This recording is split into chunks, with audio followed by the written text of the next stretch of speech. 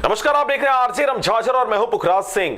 प्रदेश भर में किसानों ने खरीफ की फसल की खेती पूरी कर ली है और अब किसान रबी की फसल की तैयारी में जुट गए हैं। ऐसे में खेत में बचे पराली को बड़ी संख्या में जलाया जा रहा है।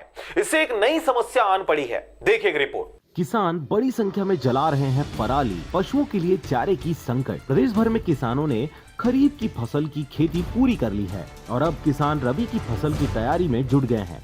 ऐसे में खेत में बचे पराली को बड़ी संख्या में जलाया जा रहा है। पराली के जलने से निकलने वाले धुएं से पर्यावरण तो प्रदूषित हो ही रही है, वहीं पशुओं के सामने अब चारे की संकट भी बन पड़ी है। हालांकि मुख्यमंत्री ने ट्वीट कर राज्य में पराली नहीं जलाने की बात कही है, लेकिन ज्यादातर ग्रामीण क्षेत्रों के किसान पराली जलाना ही उचित समझ रहे हैं। जिस तरह से बरसात के दिनों में पशुओं के लिए चारे की समस्या बनी रहती है, कई जगहों पर भूख से पशुओं के मरने की तस्वीरें भी सामने आती रहती हैं। अगर शासन ने जल्द ही इस पर गंभीरता से विचार नहीं किया तो भूख से पशुओं के मरने का सिलसिला जल्द ही जारी हो जाएगा।